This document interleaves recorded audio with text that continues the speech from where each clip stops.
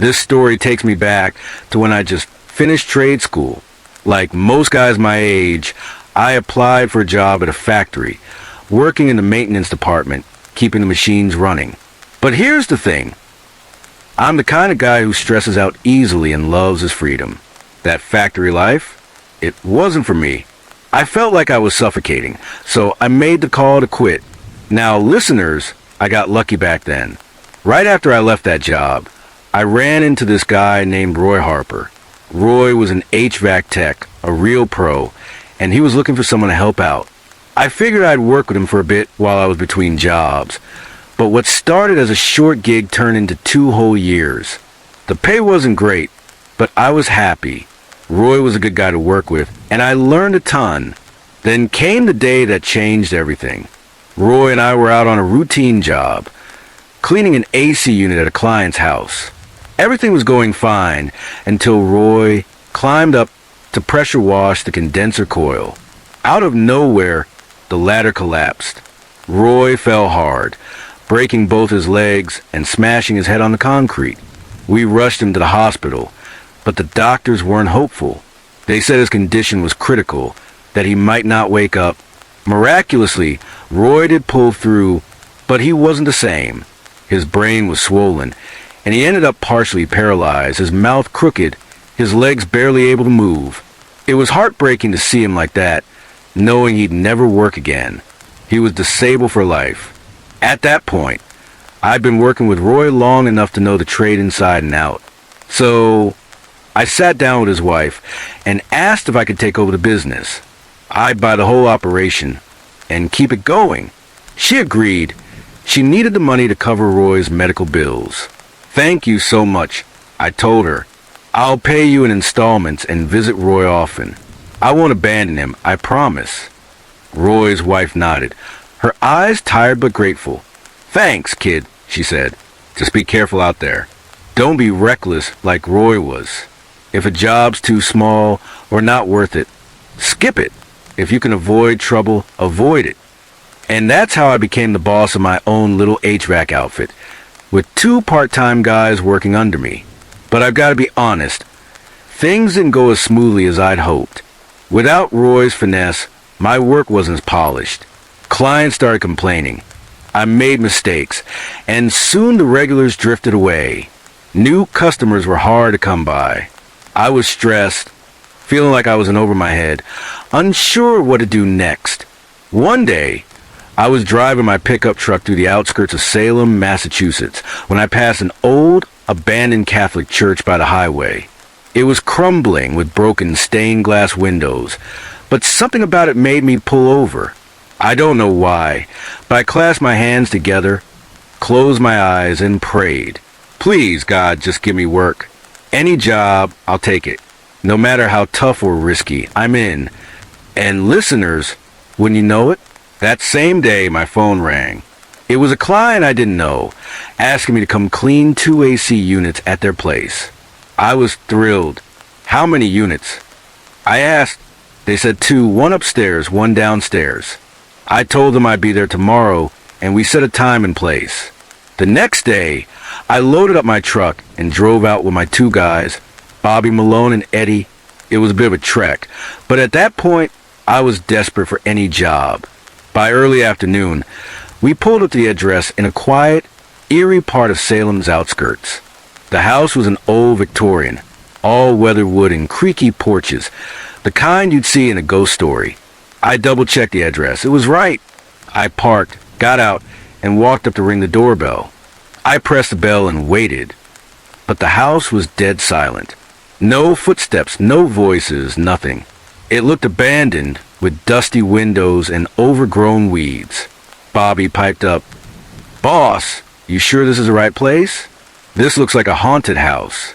Why would anyone need AC cleaning here?" "I'm sure," I said, though I was starting to wonder myself.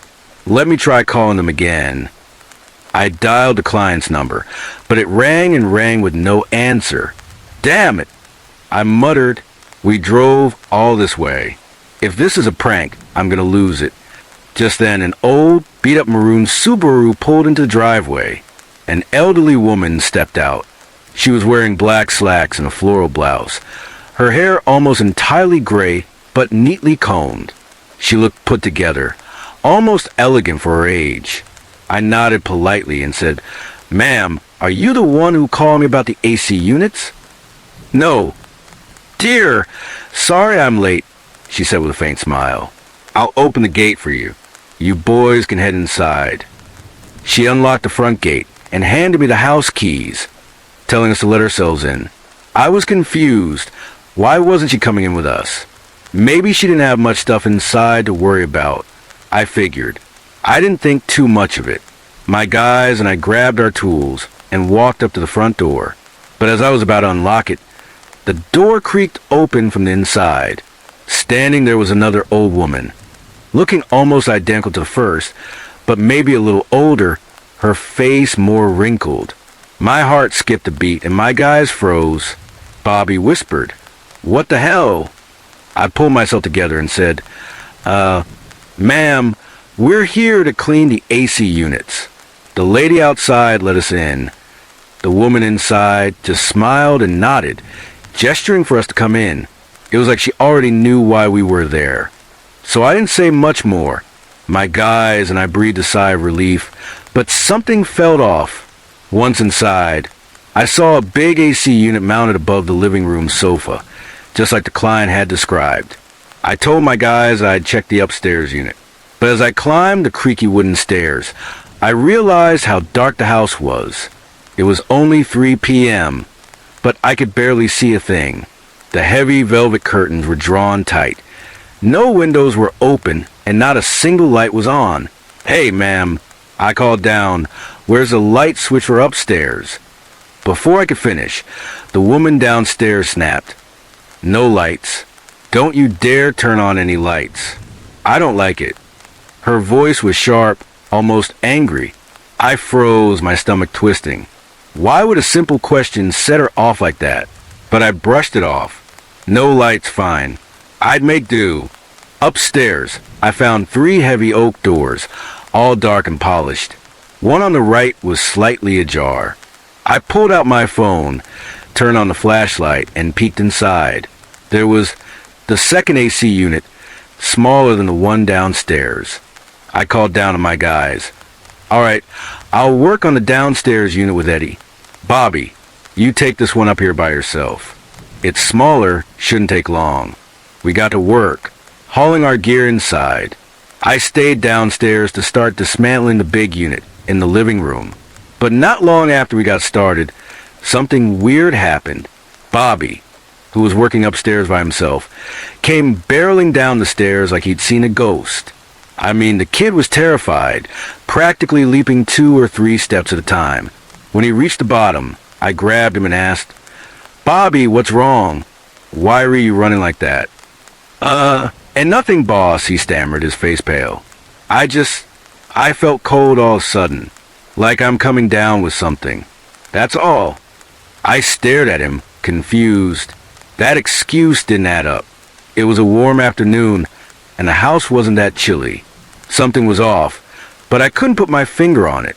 Before I could press him, Bobby blurted out, "Can we switch? I'll work down here. You take the upstairs unit, okay?" I shrugged. "Fine, whatever." I let him stay downstairs with Eddie and headed back up the creaky staircase. The house was so dark, and with that no lights rule, I was already on edge. When I got to the upstairs room, I shut the door behind me and, against my better judgment, cracked open the heavy velvet curtain just a bit to let in some light. That's when I saw her.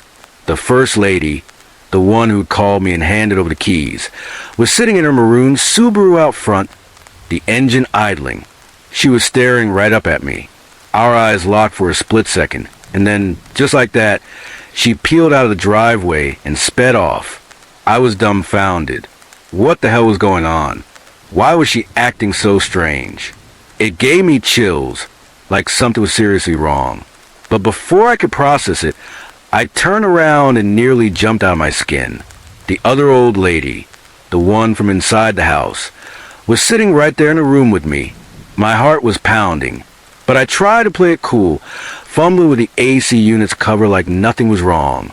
She didn't say a word, just sat there with this creepy little smile on her face.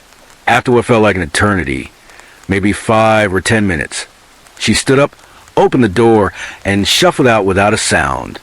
I let out a shaky breath and kept working, but the darkness was getting to me. With the old lady gone, I pulled the curtain open wider to get more light. That's when I glanced out the window and saw Bobby and Eddie sprinting out of the house. Bobby was in front, shaking like a leaf, no shoes on, still clutching a screwdriver. Eddie was right behind him, looking just as freaked out. They stood in the front yard, trembling. I leaned out the window and shouted, "Hey, what's going on? Why'd you guys run out like that?" "And nothing, boss." Bobby yelled back, his voice shaky. "We're fine." I didn't buy it, but I was done asking questions. I just wanted to finish this job and get out. I got the downstairs unit disassembled, hauled outside, and cleaned it with the pressure washer. Then I trudged back upstairs to finish the smaller unit. But the second I opened the door to that room, I froze, my blood running cold. The room was bathed in an eerie red glow, like something out of a nightmare. In the center stood a massive antique wooden bed, carved with intricate patterns. And all around it, on the bed, on the tables, perched on the window ledges, were dozens of huge black crows. Their eyes glowed red, every single one of them staring right at me. I was paralyzed, my heart hammering so hard I thought it had burst. Before I could think, I slammed the door shut. The moment it closed, I heard the crows go wild, flapping their wings, crashing into the door and windows with loud thuds, like they were trying to break out. The noise was chaos, a cacophony of squawks and bangs I couldn't make sense of. I backed away, my hand shaking, and that's when I realized I'd opened the wrong door. I'd gone into a room on the left, not the one on the right where the AC unit was. I tried to stay quiet, tiptoeing back to the correct room, my mind racing. What the hell had I just seen? I didn't dare tell the guys downstairs. I didn't want to scare them more than they already were, and I was worried we'd get in trouble for poking around where we shouldn't. But my heart wasn't in the work anymore. All I could think about was that room, those crows, that red light. I forced myself to focus, but then it happened again. A loud, deliberate knock came from the door of the crow room. Knock, knock, knock. I bolted downstairs, my legs moving before my brain could catch up. "Where's the old lady?" I asked Bobby and Eddie, my voice sharper than I meant to be. Bobby looked at me, his eyes wide. "She just went back upstairs, boss." I felt a chill crawl up my spine.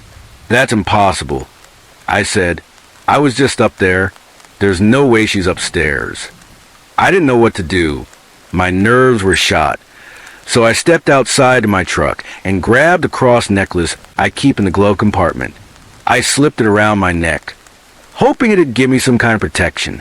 After a moment to steady myself, I forced my legs to carry me back upstairs, sticking close to the right wall to avoid that cursed left door. I was certain I opened the right room this time. But when I pushed the door open, my stomach dropped. It was the same damn room again. The red glow, the antique bed, the crows with their glowing eyes. And there, sitting in the middle of it all, was the old lady from inside the house. I slammed the door shut, my hands trembling so bad I could barely hold on to the handle. "I'm sorry," I blurted out, my voice cracking. "I opened the wrong room." I turned and stumbled back, my mind a mess. How had I messed up again? I'd been so careful, hugging the right wall the whole way. How did I end up at the left door? I scrambled into the actual AC room, flung open a window, and climbed out onto the narrow ledge to clean the condenser coil outside. I just wanted to finish before dark, but the more I rushed, the clumsier I got. My screwdriver slipped from my hand and clattered to the ground below. I cursed under my breath. Hearing footsteps on the stairs behind me, thinking it was Bobby or Eddie, I shouted, "Hey, grab me another screwdriver from the toolbox." A moment later, a screwdriver was handed up to me, but when I looked down, my blood ran cold. The hand, holding it, was withered, The nails yellowed and brittle. I looked up, and there she was, the old lady from inside the house, staring at me with that same unnerving smile. I forced a nod, muttering, "Sorry, ma'am, I thought you were one of my guys." My hands were shaking as I took the screwdriver. I finished cleaning the coil as fast as I could, climbed back inside, and started reassembling the AC unit. But then I heard it, a faint, unsettling sound, like someone dragging their fingernails along the walls, circling the room. It was too much. I couldn't take it anymore. I don't know what possessed me, but I started praying. I whispered the Lord's Prayer under my breath, clutching the cross around my neck. Listeners, that was the worst mistake of my life. The second I began, the door slammed shut with a deafening bang. The lock clicked, trapping me inside. Then came the laughter, low, guttural, and bone-chilling, followed by a scream that made my hair stand on end. A voice hissed through the darkness. "You dare challenge me?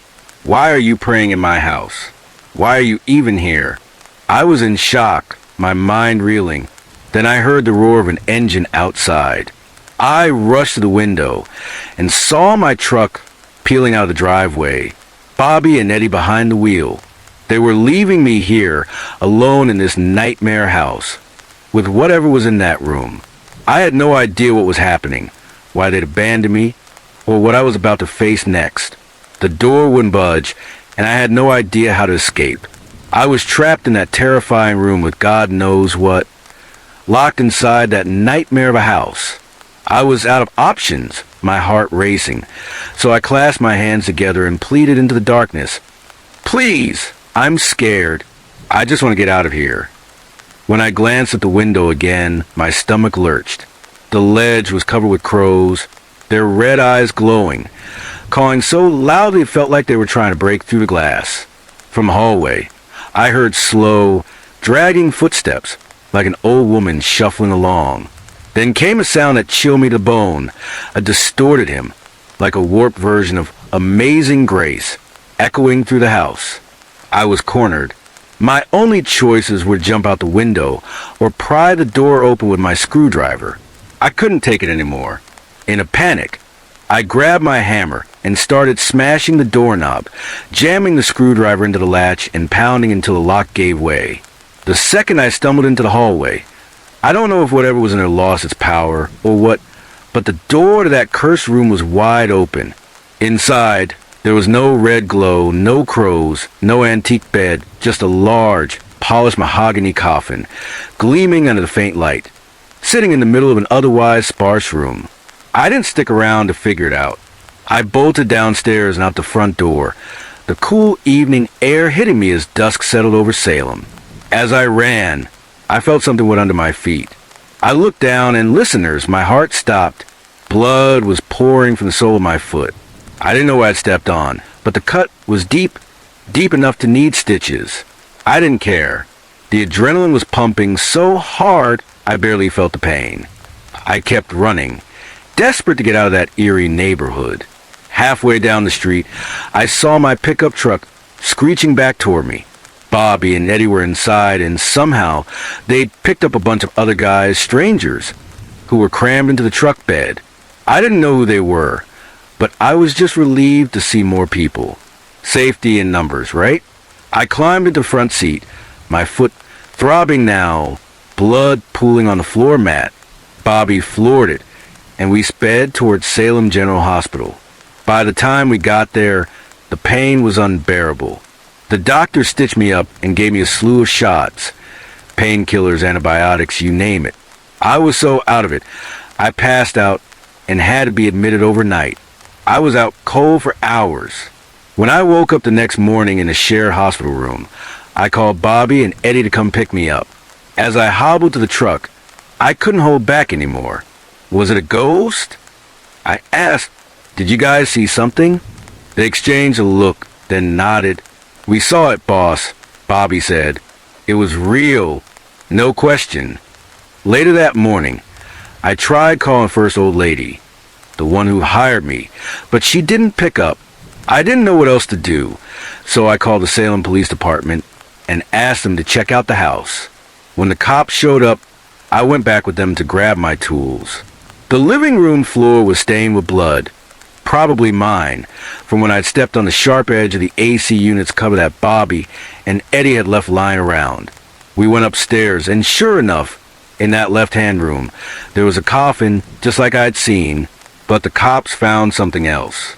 Inside the coffin was a hidden cryogenic chamber, and inside that was a body, covered with cloth, surrounded by frozen flowers.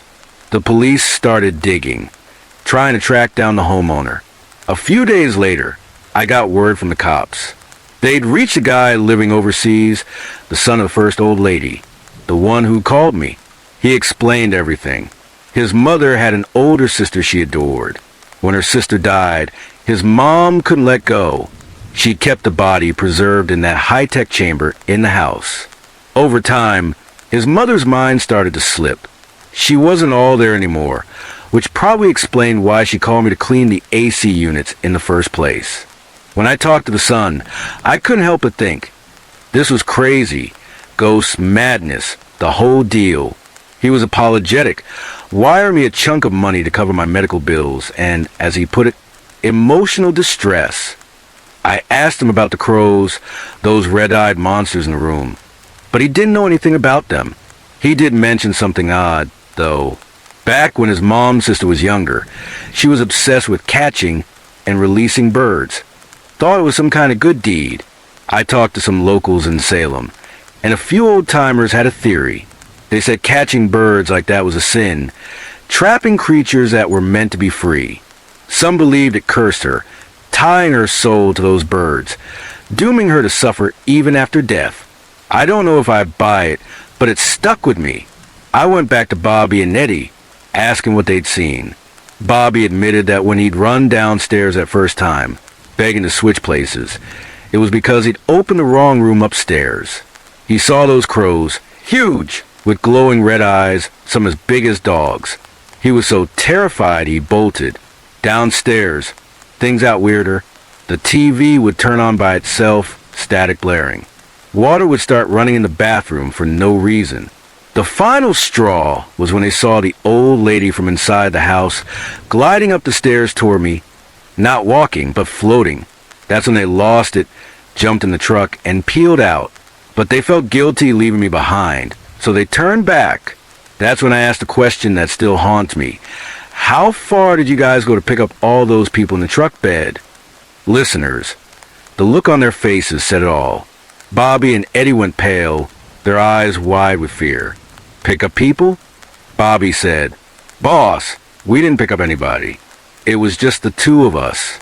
There was no one else in the truck. I don't know who or what was in the back of that truck. Maybe they were tied to that house. Maybe not. All I know is I didn't care to find out. I prayed then and there that I'd never cross paths with them again. Not in this life or the next." I'm a teenage guy living in England, just outside of London. I deal with sleep paralysis pretty often, every night or two, it seems.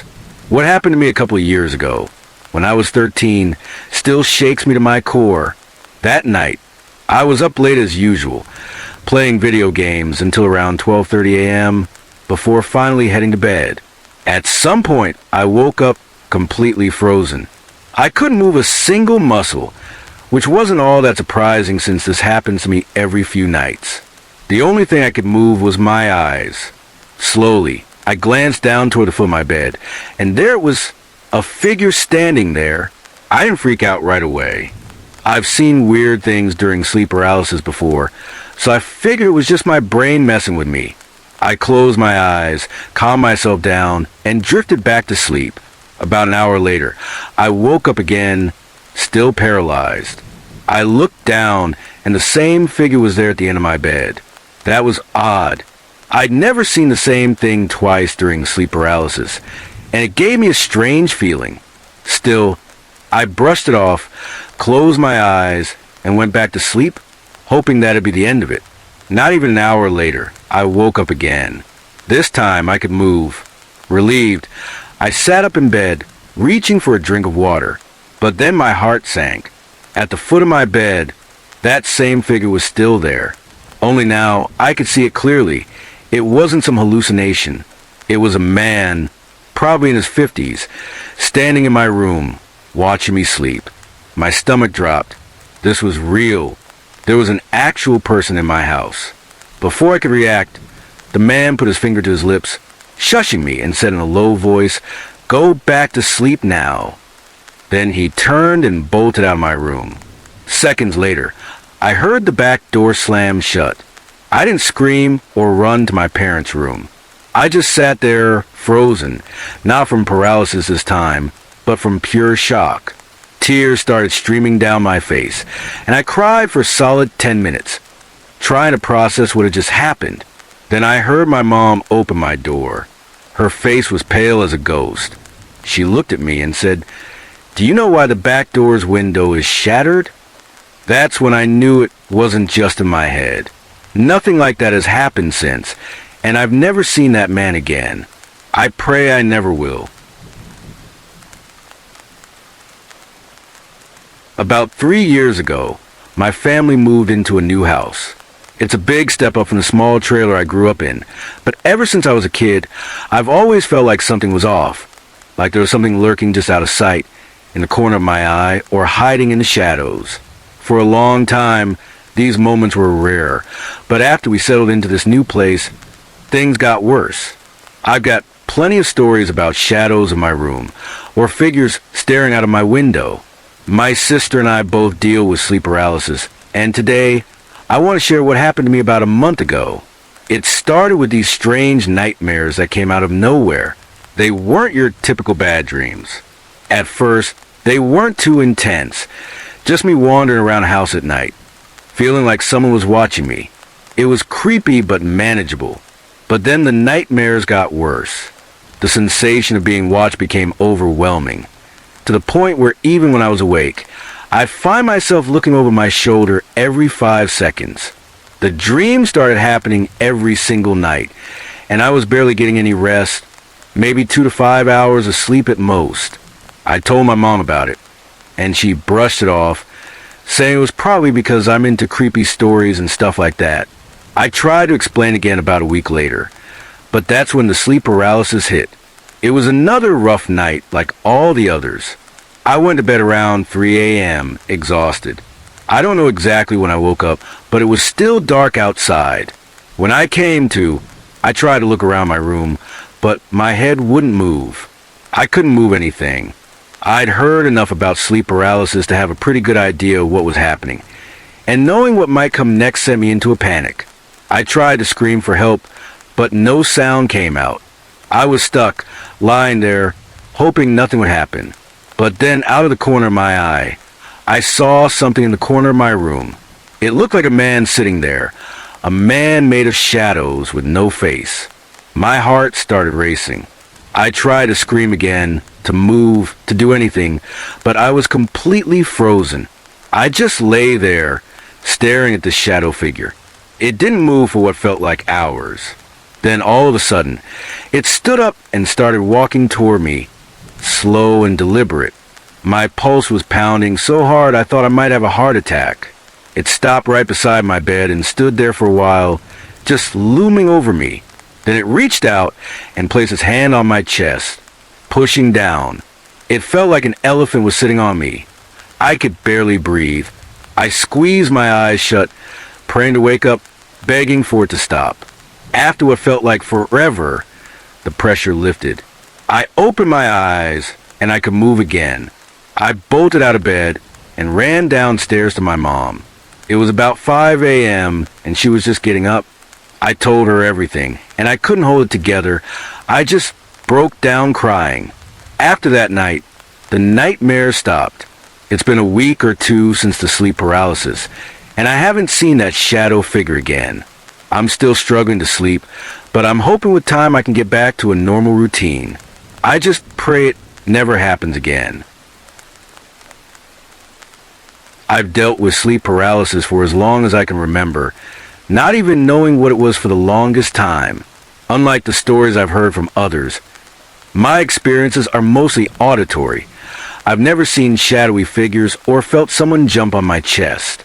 I've had plenty of episodes, including one just this week, where I hear sounds in one ear that feel so real they've jolted me awake. A few days ago, I was napping, and as I started to drift off, I felt my eardrum vibrate as a loud, piercing scream filled my left ear.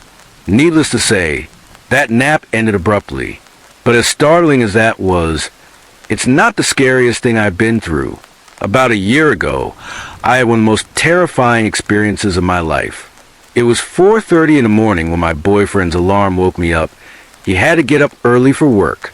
I was too awake to fall back asleep right away, so I stayed up for about an hour, reading to pass the time.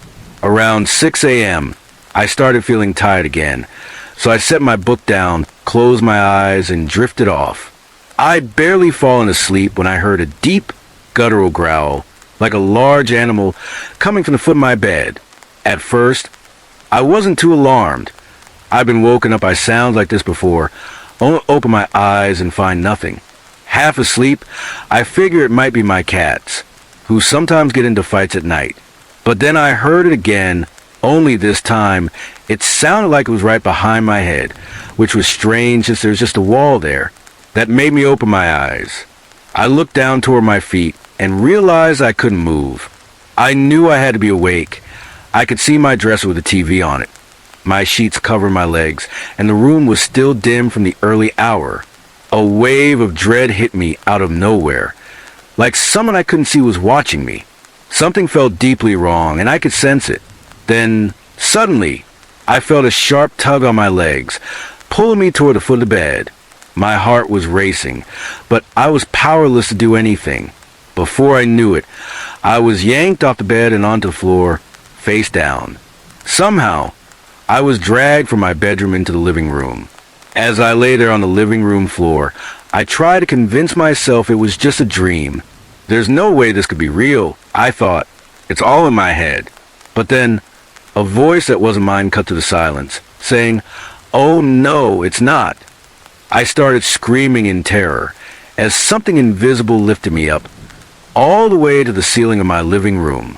I was so scared that I squeezed my eyes shut, desperate to make it all go away. Just as I felt myself being dropped, I opened my eyes. When my vision cleared, I was back in bed, staring at my dresser and TV, my sheets still cover my feet. I hesitated to move, too shaken by what had just happened. I was convinced it was real. Slowly, I reached for my phone on the nightstand. It was 6:15 a.m. It took me a couple of days to recover from that one. I genuinely thought it had all happened. After calming down and thinking it through, I did some research on auditory hallucinations and learned about the true horror of sleep paralysis. I think this was a mix of sleep paralysis and a full-blown nightmare. Either way, it was hands down the most terrifying sleep paralysis experience I've ever had. Even more intense than the screaming in my ear from last week. I'm 27, turning 28 in July. This all happened when I was 21. My girlfriend at the time, Katie, and I were living in a small flat, waiting to move into a house together. Around that time, Katie, now my ex, had been watching and hearing things about Ouija boards and how fun they could be. Let me say up front that I'm an atheist and a skeptic, so when she asked if we could try it, I was happy to humor her. We got aboard and followed all the proper steps to have a good paranormal encounter. The first time we tried, as I expected, nothing happened. She asked if we could try again the next night. Wanted to make her happy. I agreed. So, the next night comes, and we set everything up and proceed with what I thought was just a game. This time, though, there was contact. A young boy started answering us. He claimed to be 8 years old and said he died in the 1940s during World War II. We spoke with him for a while, and then, believe it or not, his mother joined the conversation. They claimed to be spiritual guides for Katie and me. After some time, we said goodbye and ended the session. Katie was thrilled, and while I was still skeptical, I believe people should be free to believe what they want. I don't bash anyone for their beliefs, even if I don't share them. A couple of days later, our friend Elise came over the flat to meet us for some pre-drinking before a night out. Katie told her about what happened with the Ouija board the previous night. Elise begged us to let her join in and play together. So, Katie got the board out, and that's when our experience with it took a drastic turn.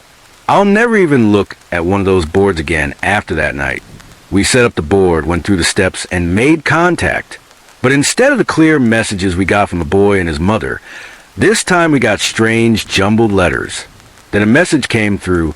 There's a man here. It was from the boy. I was writing these down so we could make sense of them. We called to speak to the man. And, well, we did. I won't go into detail about what was said, but it was enough for us to want to end the conversation. Now, a rule with Ouija boards is that you must always say goodbye first and never knock over or remove the glass, or whatever you're using, as it supposedly releases the spirit into our world. Again, I was skeptical. I told the girls there was nothing to worry about, and that it was all in our heads. That is, until I heard the footsteps. There were clear footsteps coming from the hallway. I went straight out, thinking it was a neighbor or something, but no one was there. I came back to the room, where the girls were scared shitless. I told them there was nothing out there. Then we heard a very loud knock from inside the room. I turned around, still nothing. I was standing in front of the girls when, quick as a flash, I was slammed into the cupboard. All I remember is feeling a hard shove at my ribs and face, and I went flying. I picked myself up, and once I gathered my thoughts, we got the hell out of there. I remember being in the pub, shaking like I'd never shaken before. I should probably mention I used to do BMX, hitting big jumps without fear, and I was a cage fighter, so I don't scare easily. But I was terrified of going back to that flat. The thing is, it didn't stop there.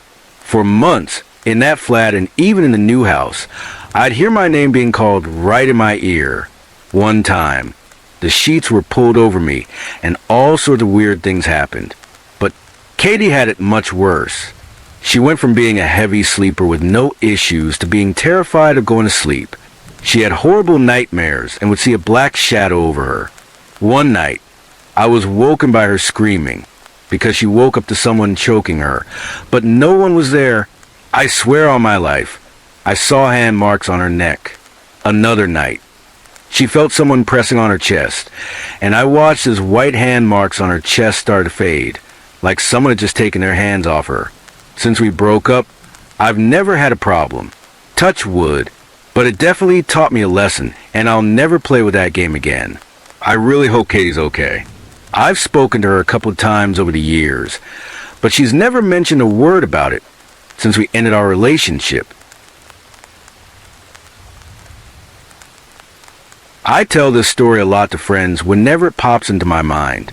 They think it's a good story, but I never feel like they truly take it seriously. I swear I'm telling the truth, whether it was a dream, a hallucination, or something else. I'm not lying or making it up. This happened in my bedroom when I was about 7 or 8. It was a Saturday morning, and I woke up in my bed feeling incredibly content and cozy. It must have been around 5:30 or 6 o'clock in the morning, and I rarely woke up that early. My parents were late risers, so I was the only one awake. Their bedroom was so close to mine that I could easily talk to them from my room. I think they arranged it that way because they knew I was a paranoid, easily scared kid. Anyway, I could hear them snoring. It was light outside, and I felt calm, so I had no reason to be afraid. I was tucked in bed, barely awake, listening to the birds outside, and watching the light start to stream through my bedroom window. I was comfortable and happy in that moment. Anyone who knows me knows I was a weird kid, very paranoid and obsessed with ghosts. I chalked everything up to ghosts and was so concerned about them that I never slept with my back to my bedroom door, which I faced from the side of my bed. I did this to keep a close watch on any ghosties trying to sneak in as I drifted off. But that morning, I felt so safe and happy that I decided to turn around and face the wall. My bed was pushed right up against the wall, with barely any space between them. I settled into the new position, relaxed, and looked at the wall. There was a shape on it. My eyes were groggy from sleep, and the room was dimly lit, but there was unmistakably something on the wall. I stared at it as my eyes adjusted, and I woke up more. The more I looked, the clearer the shape became. It looked like a hand on the wall, with a wrist and a forearm that seemed to come from the side of my bed. Given the kind of person I was, you'd think I'd jump out of bed and run screaming to my parents. But in that moment I thought, there's no way that's a hand. That's ridiculous. I started rationalizing what it could be while staring at it, my eyes adjusting further. Was I dreaming? I pinched myself. No, I wasn't dreaming. Were there any toys around that had hands, or could look like an adult hand? No, I didn't own any. Had my arm fallen asleep, and was this my hand? I checked. No, I was fully awake. I was in denial. This was too scary to be real. My vision was clear now, and I could make out details even in the early morning light. The hand was gray, with prominent veins in a gray-blue color. The fingernails were ragged, and the whole hand looked wet and slick, faintly glistening. I knew I wasn't asleep, but I couldn't bring myself to believe what I was seeing. Let me be clear. I was not asleep. I don't have sleep paralysis, but I know what it feels like because I've experienced it, and this wasn't it. I did several reality checks, and I was awake. In one last attempt to make sense of it, I thought maybe my blanket was stuck against the wall, forming the shape of a hand, and my mind was playing tricks on me. My blanket was a similar blue-gray color to the hand, so I decided that had to be it. If I just moved the blanket, it would stop, and I wouldn't be scared. It took me a minute to work up the courage, but I reached up to the hand, grabbed it quickly, and pushed it back toward my bed. I expected to feel a soft blanket, but it was wet and cold. My stomach dropped. The hand slid further down the wall, and I realized it wasn't my blanket. When I let go, the hand slid back to where it was before, and its fingers twitched. Horrified and in shock, I turned around in my bed to face the door again, absolutely terrified. I was too scared to scream, call out, run, or do anything. I just kept my back to it, hoping it would go away. The hand I'd touched had some slimy, cold residue on it. I lay there awake for hours, staring at my door as more light flooded the room. Eventually, after who knows how long, I heard my parents get up. My mom came into my room, happy and oblivious, and asked how long I'd been awake. I just said, not too long, and got out of bed, relieved to have an adult around. As I followed her out of the room, I glanced back at the wall. The hand was gone. I didn't tell her, afraid it might happen again. I tried to forget about it. And it wasn't until about 3 years later that I could bring myself to retell it. Strangely, it never happened again. If anyone's had a similar experience, I'd love to know. My name is Mike, and this is my story of what I went through in the summer of 1996. It was the summer before my senior year of high school, so I should have been excited, looking at college options and all that. Instead, I just wanted to play my guitar and hit up parties. I didn't apply myself much in school, and honestly had doubts about even graduating. I'd been held back a year in kindergarten because I wasn't doing well, and growing up, all I cared about was playing my guitar and becoming the next rock guitar god. I was also painfully shy. The parties I went to, I basically had to invite myself. It was a small town school, about 60 kids in our class, and I only had 2 real friends. I was so shy that when I first started going to parties, I wouldn't even drink because I was terrified of making a fool of myself. That all changed on the last day of my junior year. To keep this short, let's just say I got completely wasted that night. My heroes growing up were Ozzy Osbourne and Motley Crue, and that night I wanted to be the rock star of the party, and I was, until I blacked out. I guess I was finally one of the cool kids, or so I thought. So, it's the summer of 1996, and some of the cool kids actually invited me to hang out. Let's get Mikey drunk and high, that crazy bastard. I'm sure they were thinking. I hadn't done any hard drugs at that point, just weed. Honestly, I'm not sure if I would have tried harder stuff back then anyway. because I was still so shy. But that changed, of course, when I'd have a drink or a hit. One day, 3 guys, John, Charles, and Richard, invited me over to chill. Keep in mind, I'd never fit in with these guys or most of my classmates before. I was the oddball metalhead, and they were good old country folk. We sat around talking about what I wanted to do after high school. I don't know. I just want to be in a band.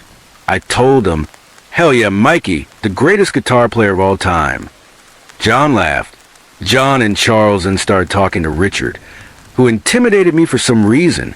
I don't recall everything that was said, but eventually Richard came over and said, let's go for a ride, Mikey. We got in his car, and without hesitation, John and Charles lit up a bong. Richard was driving, so I didn't want to piss him off, and I just laughed at the situation. You crazy bastards, I said, trying to break the ice. You gotta try this, bro, Charles said, passing it to me. Come on, guys, let's at least go back and get high somewhere else. I reasoned. Just hit that shit already, Richard snapped. It was my first time inhaling weed from a bong. I could tell it was stronger or something. Maybe I inhaled too much. But after that day, things got worse for young Mikey. A few weeks went by, and I smoked with these guys from time to time. Then my parents wanted to go visit relatives in Arkansas. We lived in the Midwest, so it was quite a road trip. I should mention I have 2 older brothers. One was in the military at the time, while the oldest, Jack, stayed home instead of coming with us to Arkansas. Jack was in his mid-20s, still living with us, and he'd often come home drunk from bars, making life hell for everyone. So it was nice to get away. But my mom later said that during the road trip, I wasn't myself. When we got back from Arkansas, Jack was really not himself. He worked a full-time job, but was always out late, coming home drunk yet wired. I was starting to get scared of him. He used to rough me up a lot when we were younger, but now something was different. He was always arguing with my mom, always drunk. But even when he came home late after working all day, you'd think he'd be exhausted. Nope. It was like something or someone was controlling him. My mom later told me about some events involving Jack that happened around this time. One night, when he was home, my mom went upstairs to his bedroom, which was on the right, while mine was on the left. She wanted to tell him to clean up his room, but when she walked in, he was just sitting on the floor with the hood of his jacket over his head, rocking back and forth. "Can you please pick up?" she started to say, but then he turned to her. His face and eyes, she later described, looked like pure evil. "Get out of here," he shouted. My mom went back downstairs, terrified. He's definitely on something, she thought. Another time, Jack came home and tried to give something to my mom. "Here, Mom, take this. If they find me, they'll kill me," he said desperately. "I'm going for a walk." He handed her thousands of dollars. All rolled up, scared of him at this point, she called the police. Jack didn't just go for a normal walk, though. He walked about 4 miles to a park, completely out of it. His boss actually went looking for him and drove him home. Jack didn't even recognize his boss or my mom. "Jack, it's me, Mom," she said gently. "Mom? What?" he wept. On another occasion, when my parents were at a funeral, I was in my room trying to learn some songs on my guitar. My constant play was apparently getting to Jack, and he burst into my room like a wild, untamed animal, getting right in my face. He told me to stop, or else, then went back to his room, muttering to himself. I was so scared I unplugged my guitar and just sat there, frozen, praying for my parents to come home. He kept shouting at me, going back and forth between our rooms. I had to get out of the house. When he went downstairs for something, I went into his room, which had a window leading to the back porch. I opened it, climbed out, and stood on the porch. It was about an 8-foot drop to the ground, but I had to get away. I jumped, landed okay, and ran to the next-door neighbor's house. Before long, the cops showed up. Jack ended up on what my parents and I will never forget, the 7th floor of the hospital, or what I call the home of the insane. He eventually came back home, but things were never the same. Here's where it gets weird. I don't recall the exact timeline, but I hadn't smoked with John, Charles, and Richard in a while. My parents think it was something that made me smoke, but at least a month had passed since I last smoked with them, plus the Arkansas trip and all the crazy stuff with Jack. I started acting really strange, and I don't remember a lot of it. My mom recently told me I just wasn't myself that summer, like I was in a trance or something. I started watching a lot of scary movies, but nothing really got to me until I watched The Exorcist. I can't believe I hadn't seen it before then, but it creeped me out big time. It sent shivers down my spine, something no other movie had ever done. I started wondering if something like that could actually be real. One day, I was working in the kitchen, cleaning dishes, and for some reason, I was thinking about God. I reached into the soapy water and pulled out a big knife. I don't know why, but I felt like I could harm someone with it. I quickly cleaned it, put away, and a cold shiver ran through me. For some reason, I started thinking I might be possessed. I began asking myself questions, telling my body to give me one shiver for yes and two shivers for no. I swear I felt it. I was communicating with something. Maybe I was just scaring myself, I don't know, but on several occasions, I'd ask a question and get one or two chills down my spine. Then I asked if I was God. I got my answer, one giant, cold shiver all over my body for yes. I got addicted to this and became convinced I had something to share with the world. Of course, no one believed me, and that's when the hatred started. I thought I was totally sane until one day, I was playing what I call the cold chills game, asking myself questions. I don't remember exactly what I said, but I got super excited. And then I saw myself in a mirror. What I saw made my whole body shiver. The veins in my eyes were bright red, like someone had painted them, and the whites of my eyes were so white they could have glowed in the dark. I freaked out because I was convinced I was the next God, Jesus, or something. Keep in mind, before all this, I wasn't religious at all. One night, I was looking out the front door. "Mom, there's an alien in my car," I said. Another night, I was in my room, and from a window, I saw another alien staring at me. My parents and brother didn't believe me, of course, and thought I was on something, but I hadn't been around drugs for at least a month. Furious now, I started to hate them. On another occasion, my mom and I were arguing about something. I don't remember what, but when I yelled at her, the scream that came out of me was loud, deep, and evil. One day, I went for a walk, playing my cold chills game. I can't remember what made me so angry, but I came home, slammed the door, and turned off my dad's TV. I scolded him for not believing me, then kicked him in the shin, which I don't even remember doing. He demanded I give him my car keys, and I did. I went upstairs, and all the rage came flooding out. I punched the drywall, but instead of going through it, I hit a stud, damn near breaking my hand. Then I kicked the window in anger and broke it. In no time, I was off to the hospital. First for my hand, then back to the 7th floor, the home of the insane. I don't remember much of this. Kicking my dad, breaking the window, or even the drive to the hospital. Apparently, I was kicking the seat as my dad drove, cursing at them the whole time. My parents did the right thing, though. They could have called the police, but they knew where that would have led. I had to ask my mom about everything that happened because I don't recall it. She said I walked into the hospital calmly, and they rushed me in for my hand, which needed stitches. Then I was sent to the 7th floor, where I was finally sedated. I slept for what felt like a year. All I remember is that I still thought I was the second coming of Christ. At one point, I met my first psychologist. I was so eager to show him something. "What do you want to show me?" he asked. I lifted my shirt and pointed at my chest. "Look right here, it's Jesus." I said, "I don't remember any of that." My mom also told me I once said I saw dead bodies in the room.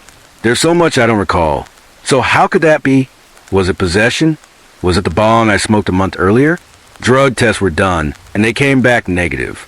One thing I do remember was a room on the 7th floor where we could watch TV with other patients. I was sitting there when suddenly my whole body tightened up and I fell off the chair. Next thing I knew, I was in a fetal position, unable to move a muscle. My mom said it could have been withdrawal. I spent 4 days in the hospital, had several visits with psychologists that didn't seem to help. and would prescribe some meds.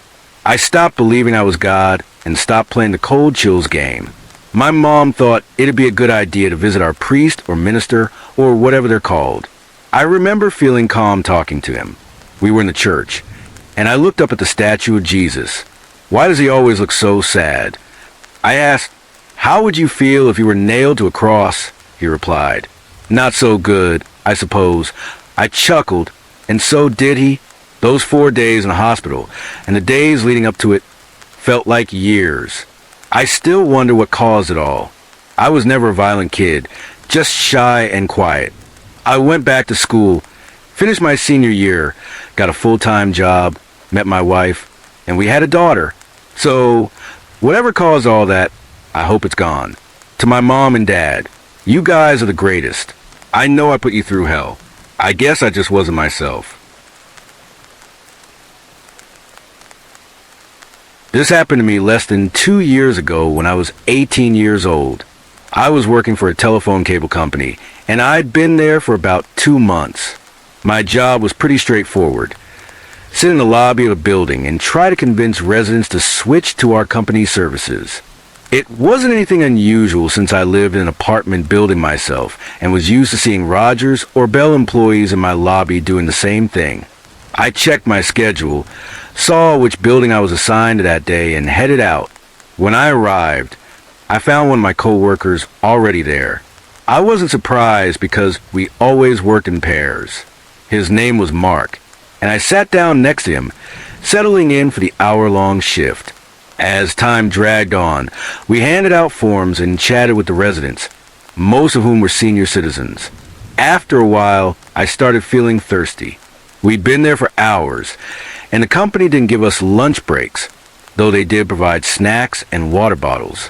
By the 3-hour mark, I downed 2 water bottles and a bunch of granola bars. I turned to Mark and told him I really needed to use the bathroom. I asked if he knew where one was in the lobby. He wasn't sure, but suggested I go down the hall to the landlord's office and ask. I walked down the hall and knocked on the office door. A tall man, probably in his mid-40s, answered. He was wearing a grimy shirt and had a beard. I politely asked if there was a restroom I could use. He told me there wasn't one available, but since the building was fairly new, there were plenty of empty apartments, and I could use one of those. I nodded, and he led me to the stairs since there were no elevators. As we walked to the apartment, I started getting this weird vibe from him, but I brushed it off, thinking I was just being paranoid. We reached the apartment, and I turned to thank him. I was startled to see how close he was standing to me. I jumped a little, and he gave me this creepy smile. I stepped back, saying I wouldn't be long, and headed to the bathroom. As I closed the bathroom door, I noticed he didn't leave the apartment. Again, I dismissed it as my paranoia and locked the door. After I finished and stepped out, I immediately felt uneasy, though I couldn't pinpoint why. As I walked into the living room to leave, there he was, just standing there, staring at me. I was confused. Why was he still here? A little voice in my head whispered, maybe he waited until I was done so he could lock up. I walked over, thanked him again, and tried to awkwardly maneuver around him to the door. But then he placed his hand on the door, blocking my way. It hit me like a ton of bricks. I was in an empty apartment with a complete stranger. I looked up at him, confused, as if to say, "What the hell are you doing?" He smiled again, leaned in close, and said something that made my stomach churn. "I've never been with a black girl before." Then he placed a hand on my shoulder. My heart was pounding so hard, I thought I might pass out. Who says something like that? I'm only 5 feet 2 inches and 110 pounds. If this man wanted to, he could do some serious harm. I tried to pull away from his grip on my shoulder, but he tightened it. I said I wasn't interested, trying to sound firm, but he shoved me back hard. I nearly fell, but managed to catch my balance. I put as much distance between us as I could and pleaded with him to let me go. That's when he charged at me. I bolted to the other side of the living room, then through the kitchen, which looped back to the front door. When I got there, I fumbled to unlock it. Suddenly, I felt a sharp tug on my hair and I cried out in pain. Thankfully, I got the door open, screamed for help, and with every ounce of strength I had, I kicked backward, aiming for his groin. I heard him yell and his grip loosened. I stumbled out and sprinted like hell back to the lobby. When I got there, I screamed for Mark to call the police. Without hesitation, he grabbed me and ushered me into his car. We sat there as we dialed 911, and he tried to comfort me while I told him what happened. I repeated the story to the dispatcher, and we waited. The police eventually arrived, and I gave my statement. They searched the building, but, of course, the man was long gone. The worst part? He's still out there, and he hasn't been caught. Growing up, we didn't have much money, so we lived in a cheap apartment on the SeaTac Strip. It was a rough area with a lot of prostitution and shady men hanging around. Everyone knew about the killings in the area, so we didn't leave the apartment unless we absolutely had to. My mom worked at a bar, which meant she was gone most nights. She'd drive me to my aunt's house in a nicer part of Seattle because she felt it was safer for me to stay there. I was too young to understand what was going on at the time, but looking back now, I'm so grateful I was in the car that day. It was just a regular day, except the night before, our car had been acting up. My mom was worried it might break down completely. It was a beat-up old thing she'd gotten from my grandpa, and to top it off, it was raining. We stopped at a cafe since we had some time before she needed to drop me off, and she had a little extra cash from my dad to help us out. We sat by the window, and I ordered eggs and pancakes. My mom got bacon, eggs, and hash browns. She had this huge smile on her face, probably because we were eating real food for once, not just leftovers from the bar or TV dinners. When we finished, we paid and headed out to our crappy car. It took a couple of minutes to start, but we finally got it going. We pulled out, and I remember we took a right. After a while, I heard my mom mutter to herself, wondering how long that truck had been following us. Being the curious kid I was, I climbed up on my knees in my booster seat to peek over the back. My mom noticed I wasn't buckled in and got mad. She pulled over the side of the road, got out, and came around to strap me back in. The truck pulled up behind us, and a man got out. He said he'd been following us because he saw something hanging out of our trunk and had tried to signal my mom to pull over. She walked past my door to the back of the car to check, and the man got closer. He started making small talk, mentioning the weather at first. But then he asked her if she was scared to be out here alone because of the killings that had been terrorizing the area. My mom told me later that his question made her skin crawl, like needles pricking her all over. She turned to face him, and he stepped closer, moving slowly, still trying to keep the conversation going. I was still unbuckled and curious, so 4-year-old me got out of the car and walked over to my mom. The man's eyes locked onto me the whole time. I hid behind her, suddenly scared. He stopped talking, apologized for possibly frightening her, and turned back to his truck. My mom rushed me back to the car, buckled me in, and locked all the doors. She tried to start the car, but it wouldn't turn over. She started crying, absolutely terrified, and that scared me even more. We heard the man's truck door close, and my mom's sobs turned into near screams. Finally, the car roared to life. She slammed it into gear, and we peeled out of there as fast as we could. A couple of years later, we moved in with my aunt. One day, we were watching TV, and the news came on about the Green River Killer, Gary Ridgway, saying he'd been caught. My mom dropped her drink and burst into tears. She started shouting that it was him, that he was a man who'd followed us. It all clicked in my mind what had happened that day. My mom and I had come face to face with the Green River Killer.